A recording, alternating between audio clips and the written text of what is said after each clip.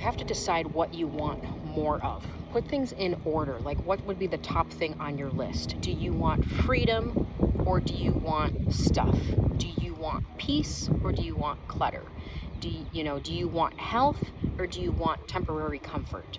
Do you want things that are going to last a long time or do you want cheap dopamine? What you're feeling one or two of those things. And so I categorize it in my highest self wants this, my lowest self wants this. Which one am I going to do?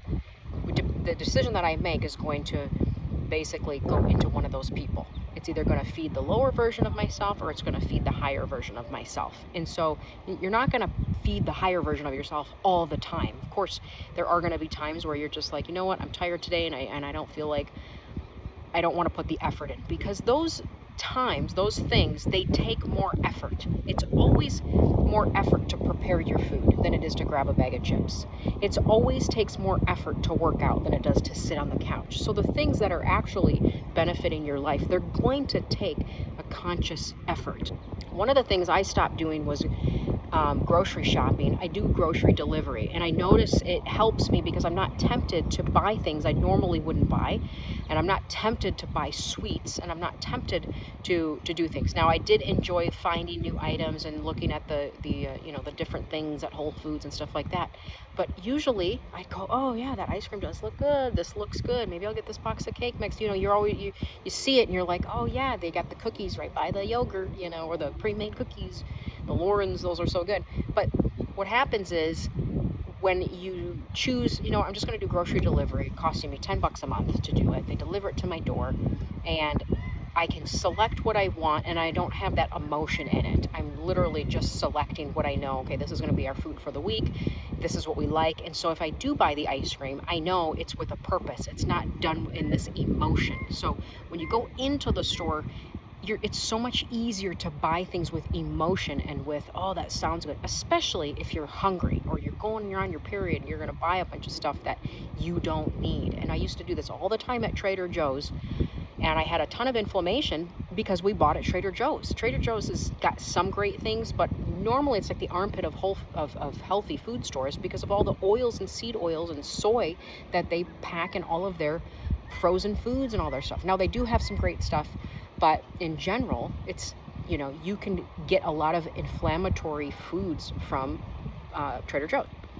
On top of it, they have so many yummy, delicious things that it was easier. Let's buy this bag of chips. We used to buy the Trader Joe's potato chips. My kids like those in the summertime with burgers, until I realized, man, there's a better version I could be buying because these have safflower or sunflower oil in them, and they're not the healthiest kind. So making those changes has helped me make decisions easier.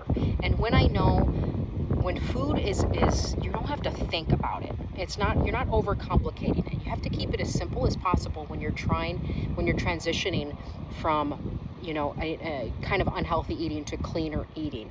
Keep it simple. Take the guesswork out. You're like, okay, I'm going to grab this, this, and this.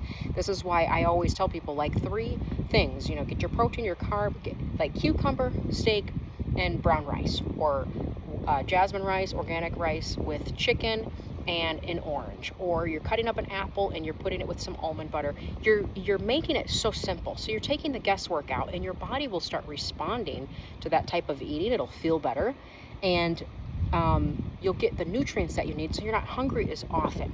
This is a really big deal for if you're not tracking calories and you're just mindlessly eating. Don't ever eat out of a bag of chips because you're mindlessly munching, without even thinking about how much you're actually putting in your body. All that stuff builds up over time to have an inflamed body and an unclear mind.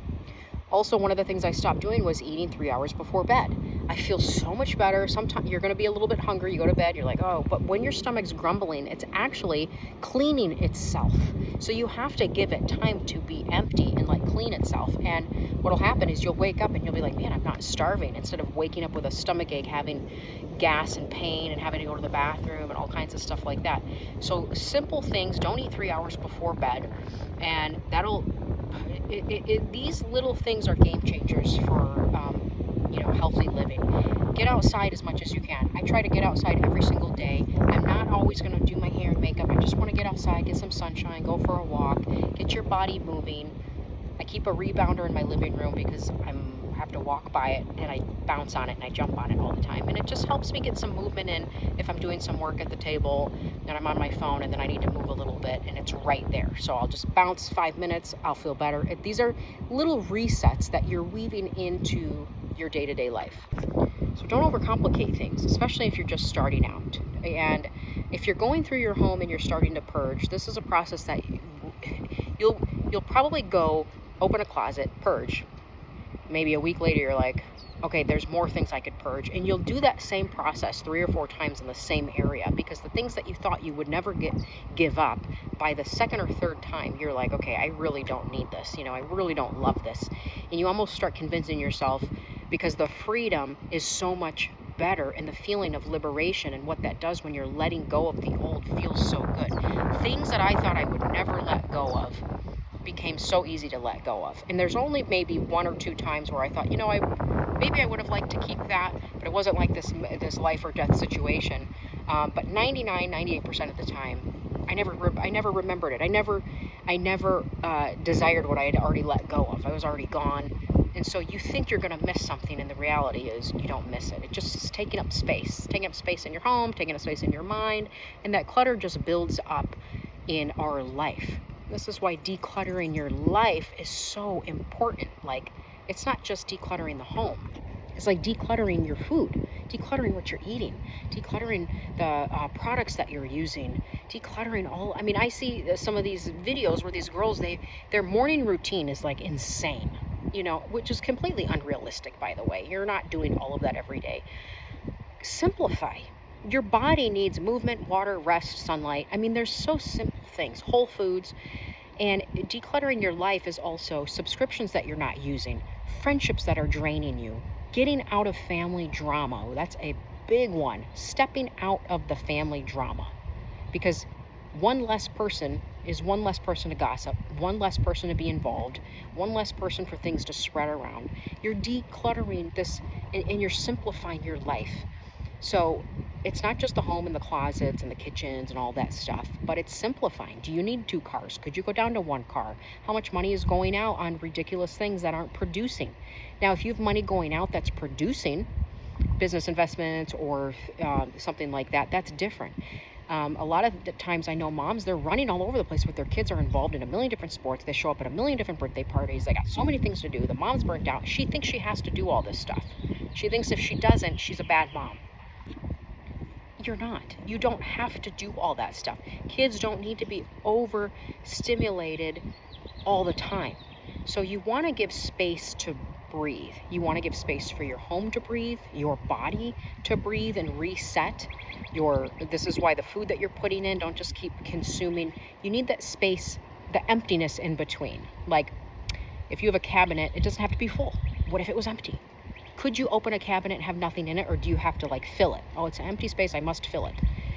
Or the closet, it needs to be packed. And if you live in a smaller space like I do, I live in only 1,300 square feet right now. There's 5 of us. So we have 1 storage space. There's no garage. I don't have a storage where I keep things, except I do have my Christmas trees in someone else's storage because I don't have room for them.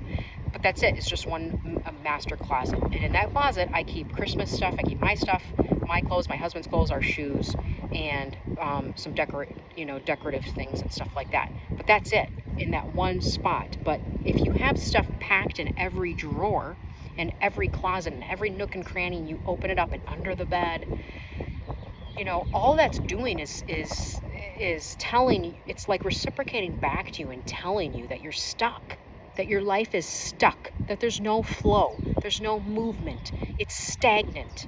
And no matter what you say, that is putting that, it's like speaking to you every time in your home. You're stuck.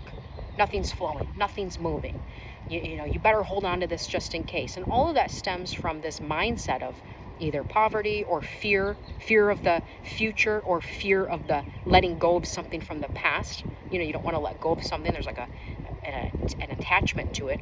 You think if you let go of it, there's a fear in that. But the more, this is why I tell it's a process. It's such a process, and it's an emotional one, because it could take a whole year, and it probably will, if you've got years and decades of stuff and of accumulation, and of a body that's accumulated toxins over the years. Most ailments, most sicknesses and ailments can be fixed if you get your body fat under control. You don't need a detox drink. Your body needs to burn fat, and you need to get things regulated properly. And when you do that, you can think clear. It's not all fuzzy, and you're not thinking in an anxious way. You're thinking like clear and spot on. I did a liver detox 2 years ago, and the number one thing that I did when I did this liver detox was, or the number one thing that I noticed was my mental clarity was like insane. And I remember the lady who I connected with, who I went through her company for it.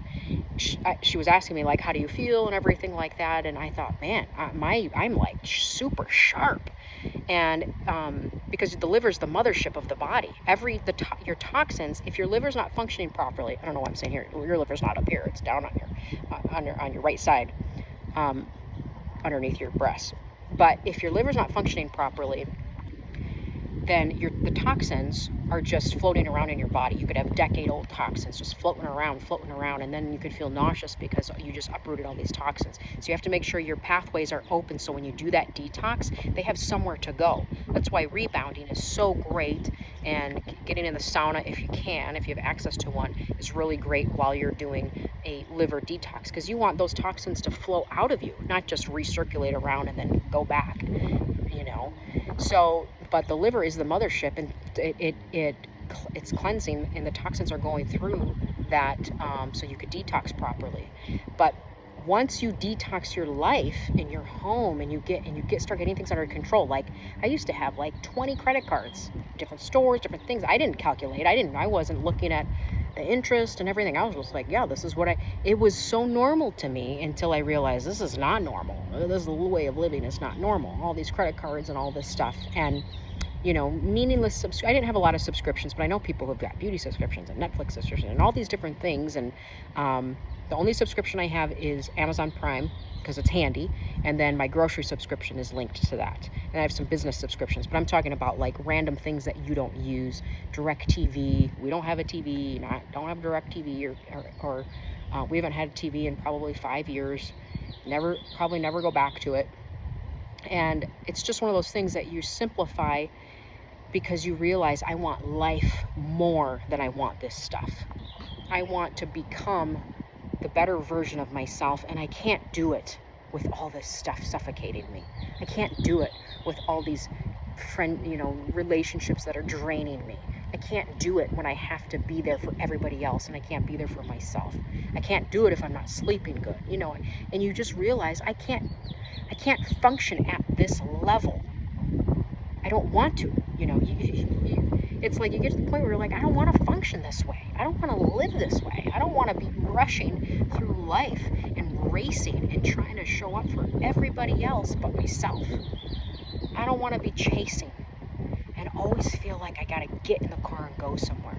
I got to get there. I got to do this. I got to buy this. I got to, bring the kids here. I got to do this. And you feel like you got to show up to all of these things all the time and do all this stuff, and you're just drained. And so this is a time to reset your life, reset your priorities, reset everything that you got going on. Take the time for yourself. Get things in order. If it takes a year, so what? You're going to stumble along the way. Whatever, so what? Do what needs to be done. If you want to do it in little bites, fine. If you want to do it in one big chunk, that's great too. But just realize that it's your choice. It's your life. And so much good can flow through you when you get everything in order. Get your life in order. Get your house in order. Get your health in order. Get things in order. And just, do what you can and keep showing up for yourself.